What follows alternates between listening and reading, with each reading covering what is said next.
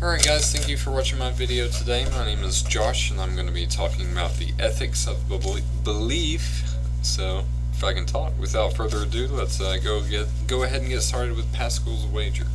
To understand a little bit more about Pascal's wager, the main idea behind it is that if you believe and it's true, yay for you. You get to live a life in heaven with God.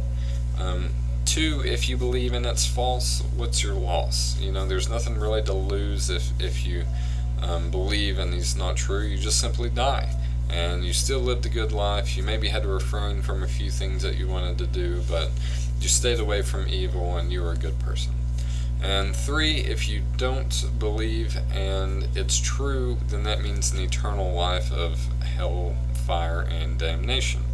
And the idea behind Pascal's wager is the amount of risk that we're taking on deciding whether to believe or not to believe. And he's saying that we're taking much less of a risk by believing than we do by not believing.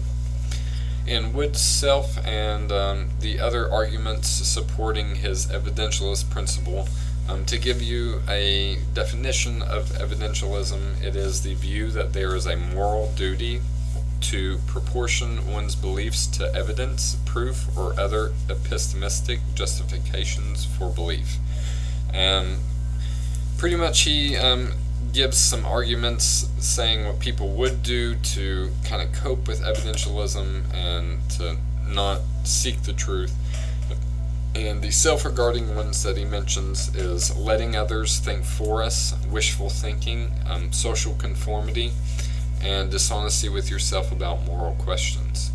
The other things that he mentions that are other regarding arguments to evidentialism is one, he takes a quote, and I'm going to read it to you now. It says that we have a right to believe at our own risk any hypothesis that is live enough to tempt our will.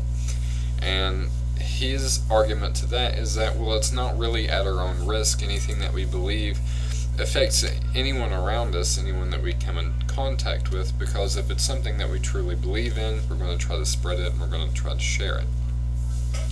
And the moral laws upheld through religion does not justify the means and should be obtained for just being a part of humanity. So he pretty much thinks that the moral laws that we think are upheld by religion simply should just be upheld by being a part of each other, and we owe that to ourselves and to each other to give us that truth.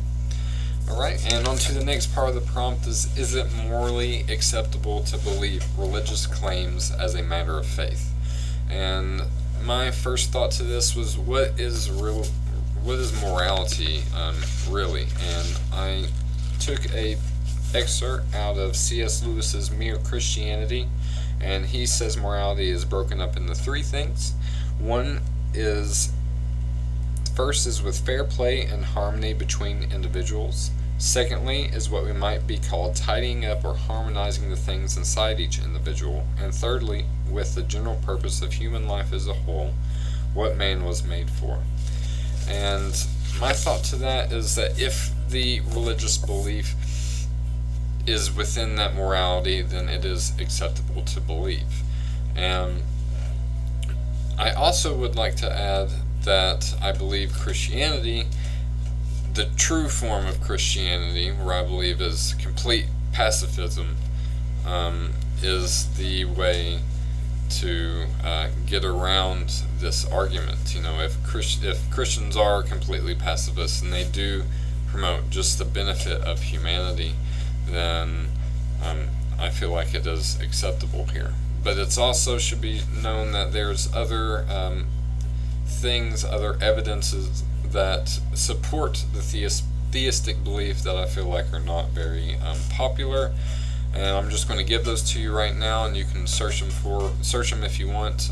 One is the Peruvian stones, the Gilgamesh stone, the Methuselah tree, the Great Barrier Reef, the Erosion Reef, and they also have recorded that the moon is slowly pulling away from the Earth. Well, by measuring how far it's came away from the Earth already, the moon would be in the Earth, colliding with the Earth at around 4,400 years ago.